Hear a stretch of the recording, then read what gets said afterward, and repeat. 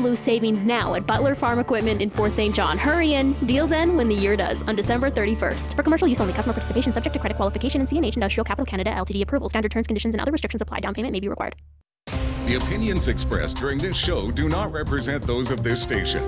If you've missed any of this show, you can follow the podcast at energeticcity.ca. Now, an in-depth look at the news and information shaping our community. This is Moose Talks with your host, Dub Craig, on Moose FM.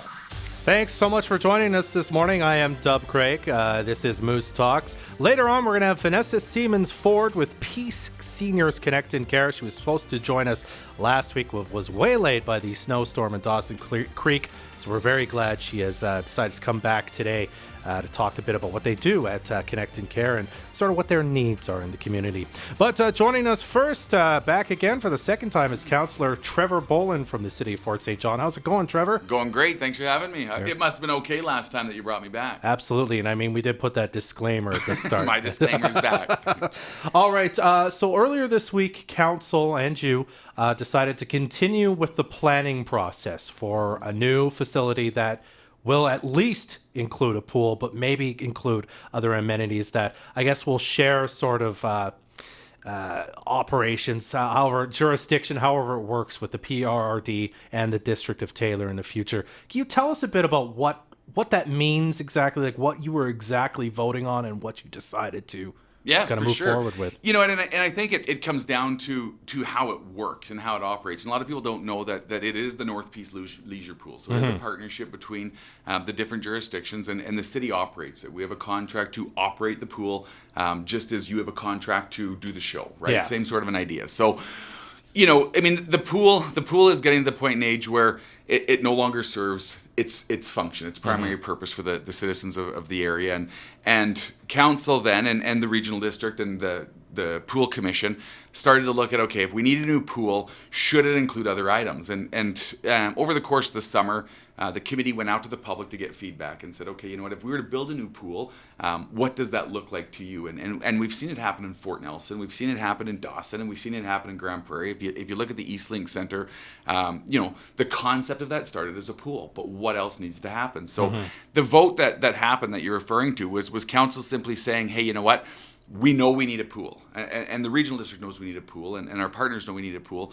What else do we need at the same time, right? I mean, are we gonna sell ourselves short if we just rebuild another pool? Yeah. When we could look at the possibilities of you know, here's what the community wants, and some of the ideas that came out were community driven. They were, you know what, we need to look at, you know, whether it's I mean, we've seen lots of the gym idea, so it's racquetball or squash or was it climbing walls? And I mean, and it opened up even larger because, you know, some of the comments that came back in the report were libraries and you know, doing another field house, right? Because I mean, we know the one that we converted, I don't know what that was, probably 7 years ago, is not meeting the demand of the community.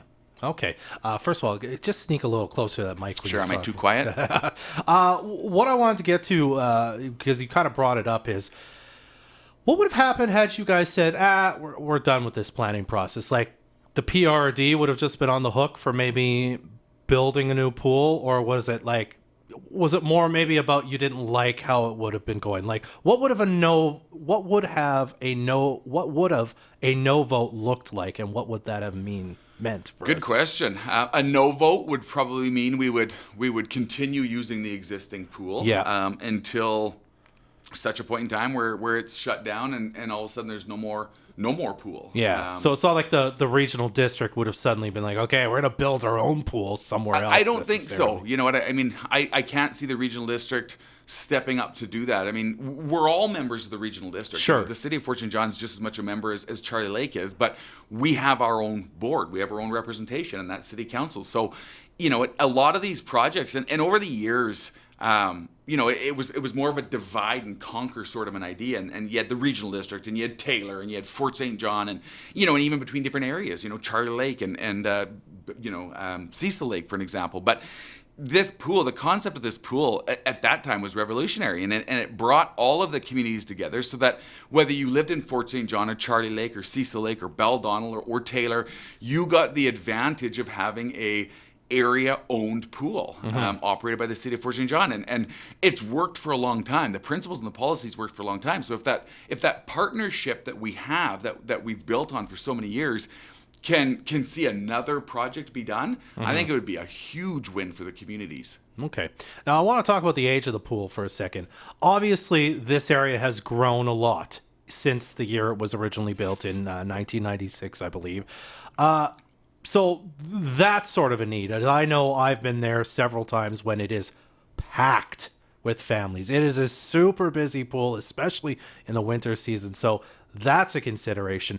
The other thing is that really stunned me is finding out that it's only from 1996. So it's about 23 years old. I mean, at times, without being mean about it, that pool looks like it's much older. Maybe because it's been so well used. I mean, was this pool maybe not designed to be open as long as it has been already, and we just have to replace it if we want a pool in this community? Yeah, and you bring up a really good point. So part of the issues that we're faced with is it was not an easy process getting that pool built, and that pool went to referendum, and it's never a win when you're looking at doing projects like this. And part of the problem with that pool is it was a project-built pool, not a purpose-built pool. So back in the day, if it would have been a purpose-built pool, it would have been built to handle large population increases over the course of 30 years. Sure. It would have been built to offer more throughout its existence. But when you look at a project build,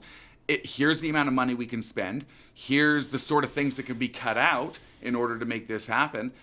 Back in the day, one of the biggest issues that we were faced with was the water slides that went to the exterior of the building. They froze solid, right? And over the course of the time now, there's a ton of money that gets spent on maintenance because you had to make that budget fit. So there was cuts that had to be made, and maybe, if it went down to bolts, if there was a cheaper bolt that could have been purchased in order to pull this project off at that price, that's what was used. And you and I know, if you're going to build your house and you're building your house to last 50 years as your kids grow up and your grandkids start to visit, you look at the best sort of materials you can use as a purpose-built project. So, and that's why I think the opportune time is to look at doing it right now going forward. And you're right. I mean, it's the pool's been used well. So it is young. But for you and me, we look at the 1990s and think that's not even that long ago. Like, no. I'll see a truck for sale on Facebook and it's like a 1994, and I'm like, holy cow, that's not even that old.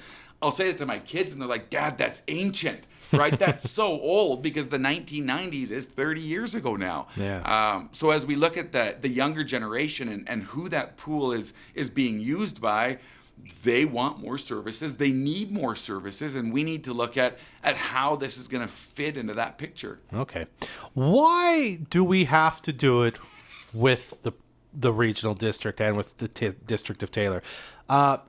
Is it because we just want to share the cost, and rather than having, say, two pools, one here, one in Taylor, and maybe a third one somewhere else so that everyone has one, is it to our advantage to do it this way, or is there some reason that the three kind of districts get together to do this? Why can't Fort St. John just go, we're going to have our own pool and do it ourselves, rather than, kind of going through this whole process and trying to rope everyone together to make it happen? Yeah, no, good question. And we could. I mean, that may end up being an option, right? That may end up being something where, the city sees a larger plan, and maybe one of the area districts in the regional district don't. Maybe they're one of the, they want to see just the pool be rebuilt, and the city of Fort St. John then needs to step back and go, okay, you know what? Our residents have told us they expect there to be more services. They expect there to be, a gym or racquetball or squash games. And then we need to look at what's best suited for who we represent. And it could go that way. You know what? I mean, honestly, the best idea, and we see it happen in Grand Prairie, for an example, with the East Link Center. When you go ahead and you build a monstrous project like that, and we're talking it was close to $1 billion. Wow.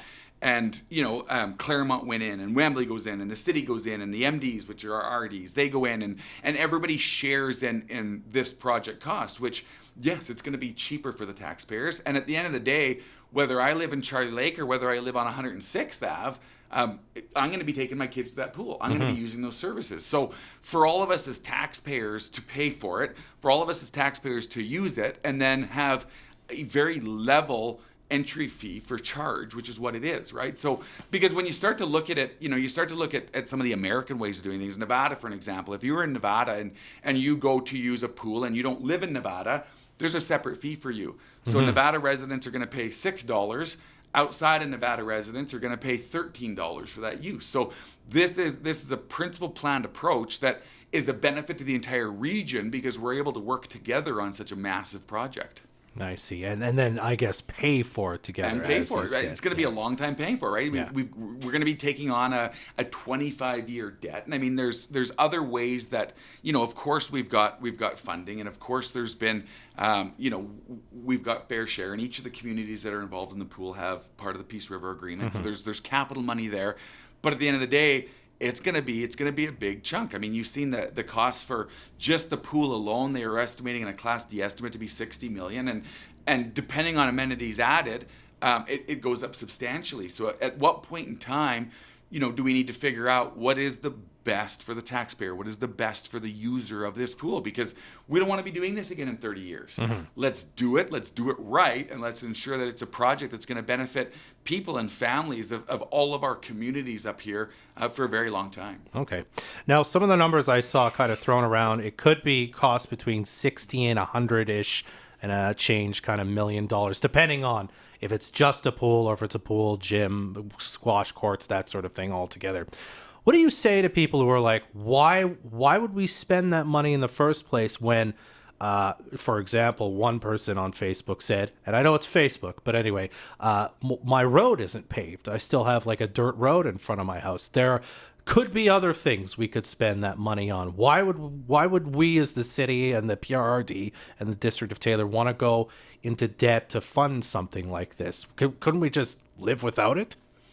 You know what I mean? And I guess that comes a question. Could we live without rec facilities? Could we live without any sports? Could we live without arts? Could we live without clearing the street?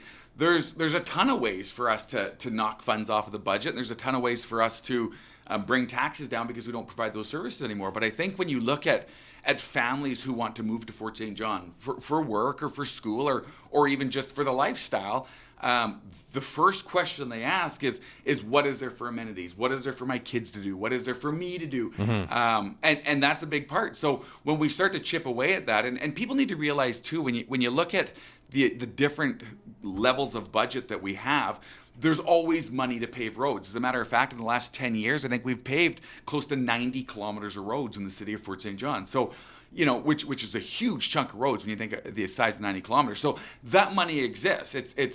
It's branching out from that to go, you know what, how can we still ensure that the services that we've provided and have for the past 30 decades, how can those be maintained while we look at tomorrow, right? And I mean, I think that's why we spend literally 4 months on budgets, is to be able to figure out, without knocking any of this off, being able to add on this, but without hiking up costs and fees, it's a really fine balance of a budget. But at the end of the day, it's amenities that people expect. It's quality of life. We had a pool when I was a kid. It's no longer in its existence. It's burnt down. Very small pool. And when that was built, it was this great big event, because all of a sudden, holy cow, Fort St. John had an indoor pool, right? And it was literally a pool with 2 diving boards, not much bigger than your guys' building, right? Maybe a little bit bigger than your guys' building. But it was the evolution of that. And then the new pool came and it was the same thing. It's like, holy cow, this thing's gonna have water slides. It's gonna have a lap pool and a wave pool, and it's got heated change rooms, right? Like, this is crazy. And now we're doing the same thing. And you know what? In 40 years, we're going to step back and look at the same thing. So, you know what? It's about moving forward. It's not about moving backwards. And having young kids who use the pool, sure, you know what? The pool's purpose works. But the problem is in 10 years, that pool's not going to be there. So do we start looking at this now so that we're prepared? Or do we wait until it's too late and then try to catch up in the game? To me, I would rather plan now. And I think council's very principled approach has been start the planning process now. Let's get the conversations going. And there's been comments about, us leading the discussion, and it's not us leading the discussion. This is a partnership, and it's about all of the communities and all of the people they represent being able to come together to figure out what it is they want, what it is we can afford, And that purpose built, not that project built that we talk about. Absolutely. All right, we're going to have to leave it there for now, Councillor Boland. Thank you so much for coming by to talk to us about this. Thanks for having me in again. All right, we'll be right back on Moose Talks with Vanessa Siemens Ford of Peace Seniors Connect and Care. Hi, this is Dwight Bazin with Fort City Chrysler. Hurry down for our Better Than Employee price sale on now. Save 8, 12, up to $15,000 on select new 2019 vans, Jeeps, and Rams, only at Fort City Chrysler. Or take advantage of our cashback incentive with $5,000 cashback to use any way you wish. Simply the best deals ever with our Better Than Employee price sale. Great deals, great savings. Only at Fort City Chrysler, only in Fort St. John, where customers are our friends. October is the perfect month to spoil yourself with a little pampering at the Hairpin and the HB Spa. Why October? Well, the first reason is that you'll get 10% off any retail with the purchase of any service this month only. And the second reason? Well, do you even need a reason to spoil yourself? Get 10% off any retail with the purchase of a service this month at the Hairpin and the HB Spa, voted Best Salon in the 2018 People's Choice Award. Find them on Facebook or visit hairbin.com. Nailed it! Winner, winner, chicken dinner. No room can hold me. What will your sign say? Amazing Escapes Fort St. John is now taking custom bookings for team building, company Christmas parties, and private celebrations. Get your group together, solve the puzzles and clues before your time runs out. If you escape, you could be holding the Like a Boss sign. If not, well, we have signs for that too. To book your escape, check out Amazing Escapes on Facebook or visit us at amazing-escapes.ca. One of your favorite days of the week just got even better thanks to Peace Country Delight Coffee. Every Saturday from 10 to 3, stop in for their Super Saturday Special, a flash sale available that day only. Find all the sweet deals on their Facebook page. Plus, they're now taking orders for gift baskets. Show some love this holiday season with a beautiful custom gift basket filled with some of your favorite things. Peace Country Delight Coffee on 100th Ave, Facebook, and at peacecoffee.ca. Over the past 2 decades, Arctech Welding and Machining has evolved from welding and machining to Northern BC's go-to for custom steel and fabrication services. No matter the project, big or small, we offer structural steel fabrication with our 8-axis Workman beam line, a computerized plasma torch, accommodating plates up to 8 by 24 feet. Our fleet of portable welding trucks come to you. Plus, we offer repairs, sandblasting, painting, and more. Check out our latest projects and start planning yours at arctech-welding.com. Jandel Homes pricing is going up. You could pay up to $12,000 more for your Jandel home just by waiting until 2020. Or you could not pay more by taking advantage of Jandel Homes 2019 pricing today. Prices are going up by 3 to 5%, but you can avoid the increase with Jandel Homes Price Protection Program. Just order your new Jandel home today for spring delivery to lock in 2019 pricing. But hurry, this offer is only available until November 30th. Every Sunday from 11 to 2, join Chance's Casino and Just Jack's Restaurant for their delicious all-you-can-eat Sunday brunch. Enjoy hot entrees, assorted salads, and omelet station, pastries, desserts, and more. And keeping with Sunday tradition, they also have prime rib with all the fixins from 4 to 11 p.m. And on the last Sunday of each month, enjoy 2-for-1 prime rib. Go down and find out why Just Jack's was voted Best of the Best for Best Dinner and the Best Service in the People's Choice Awards. For more, visit chancesfsj.com. Use your game sense. Know your limit. Play within it. It's our favorite post-Halloween tradition. Eating candy? Okay, our second favorite tradition, smashing pumpkins. Bring the whole family and your pumpkins, of course, to the annual Pumpkin Plunge this Saturday at Home Hardware Building Center. Plunge your pumpkins from the Genie from 10 to 1, and remember to bring your yard waste too. Plus, enjoy a cup of soup by donation from 11 till 1 and some hot cocoa courtesy of Neat. The annual Pumpkin Plunge this Saturday at Home Hardware Building Center. Here's how. Watch this show live on Facebook or download the podcast at energeticcity.ca. Welcome back to Moose Talks. I'm Dub Craig. Thanks again to Councillor Boland for stopping by. We're joined now by Vanessa Siemens Ford of Peace Seniors Connect and Care. How's it going today, Vanessa? Great, thank you. That's great. I'm so glad you were able to make it in. Last week you were waylaid by the sudden snow that was in Dawson Creek. So. A little bit, yes. So why don't you tell us a bit about what Peace Seniors Connect and Care is? I found it on Facebook. That's sort of the first way I discovered it. I mean, what are you guys about? What do you do?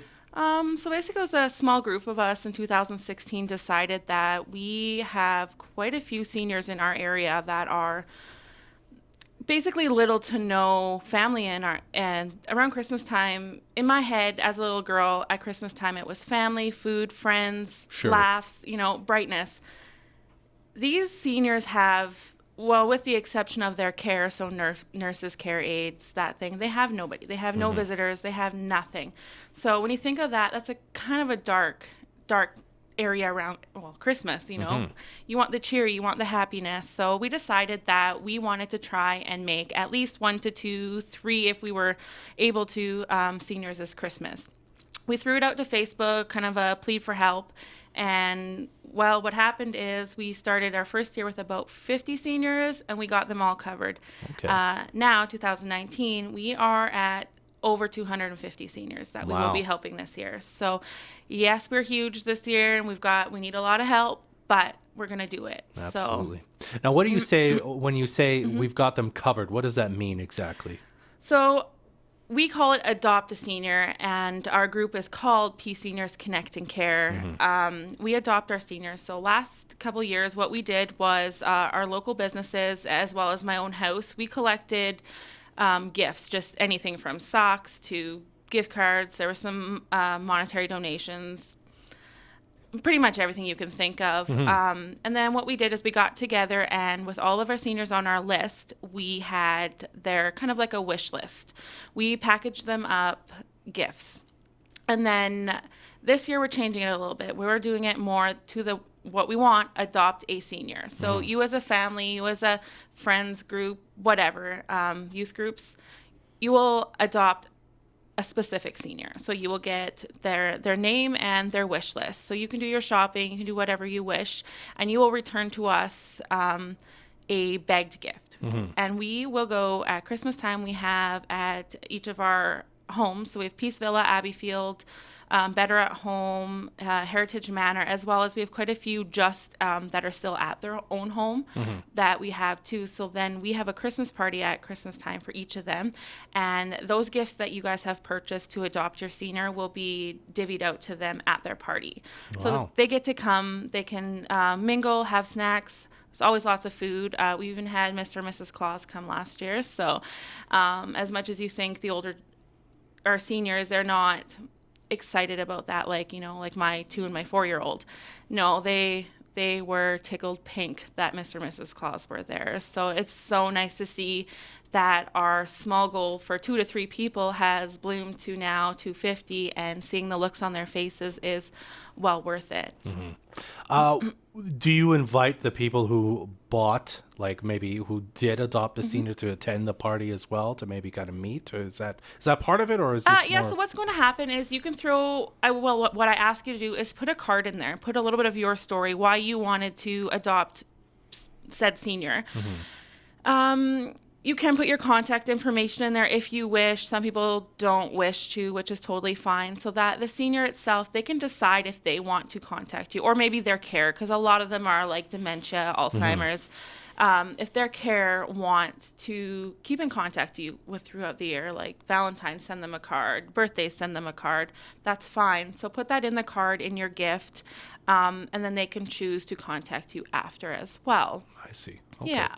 And then the gifts, do you, if you adopt one of the seniors, do you kind of get information about the senior that helps you buy the gift, like if they like this or that, or what do they need, or is it more of a general sort of guideline? It's going to be their actual wish list. So whether it's them or their care, if they can't speak for themselves, then their care will let you know what they need. If not, we've already started asking some of ours, and it's kind of neat. There's a few of the ladies want some, like a pedicure, and those things you won't buy yourself, because a lot of them have just their like their pension. So that's not a whole lot when you come to think about it, especially if they're still paying for their own homes or care, whatever it is. It leaves little for the fun stuff, I guess you can say. So that's kind of what we're getting the gist of this year, is everyone wants like their cute little needs and stuff. I see. Okay. Yeah. You had mentioned you have about 250 seniors on your list? Yeah, as we're counting, I know every year it's rose like towards the end. So we're at about 240, 250 right now already. So I'm saying over 250 just to be safe. Sure. As, we want them all covered. We need them all covered. We can't not have them covered. I so, see. Okay. Yeah. Do you happen to know like how many senior citizens are there in this community? Is your and related to that, is your goal one day to then maybe have this be big enough that you kind of reach out to everybody, or is it specifically people in care or kind of homes like that? Like Not you mentioned? so much. I would love to. There's a lot of that actually that I personally know that are still in their own homes, but paying for your own home, paying for your utilities, paying for if you still have a vehicle. Yeah. Even them, like they don't have a lot of options as far as like a treat for themselves around Christmas. So I would love to extend it, and we have this year already extended it to a lot of them. Especially if they have little to no family here or no visitors, I guess. You could have family and they could live miles away and you don't get to see them. So they're just as lonely as our ones that have nobody. So I'd love to extend it to those ones as well. Okay. Is this, I mean, the Facebook group obviously is a year round. Is this kind of the only major event you kind of plan for every year is kind of the Christmas, or do you do stuff throughout the year as well that's sort of similar in nature? So what has happened, it takes a lot of volunteers and a lot of time to get these events going. My two admins that I had last year and the years before are Becky Grimswood. She's a busy lady, so she helps when she can, where she can, and she's amazing. But Tracy, my other help, she and her daughter are no longer in Canada anymore. So as far as that, I'm going to be reaching out on the Facebook page, so join us with that for some help. I need a couple admins as well as a lot of volunteers. So I will have sign-up sheets basically on Facebook if anybody wishes to lend a hand in any way they can. Okay. And we would love, and then you're coming to start doing some like Valentine's teas, or like we actually ended up pulling together randomly a Halloween yesterday. So we got a whole bunch of candy donated from the community and was dropped off at the homes, and they got to hand out treats. So okay, so this is something. This is a group that does try to do stuff all year and still maintain that contact and connecting with seniors that don't have that connection, as you say. That's exactly. It's not just a Christmas time. Oh no. We do. I've had like Abbeyfield and them reach out to me throughout the years saying, so and so needs extra for their medication. Is there anybody willing to help? Or so and so's literally out of shampoo kind of thing. Is there anyone? And I just pop it on the Facebook page, and I boom. I always have many messages, so they're always covered. It's just that getting it out there. Yeah. Okay. Now it's Peace Seniors Connect and Care on Facebook. That's kind of the first and best place to kind of get involved and find out if somebody's looking to volunteer, they want to give some time, they want to buy a present or a gift for the senior. That's where they should go. Yeah, or contact myself. I'm the main admin right now as far as divvying out where we need it. Okay. I always go onto the page. I always have my contact information on there. Shoot me a message. I can direct you to wherever you want to help or need to help. Okay. So. Excellent. Well, we'll make sure that Peace Seniors Connect and Care is tagged. I believe you can do it because it's not a public page. It's more of a group. I'm going to make it. It is a group, but I'm trying to figure out how I can move it towards more of a public thing. But as far as it is right now, just go to the group, click to join the group, and we get you on right away. So yeah, it's not like you're asking 1,000 questions. No.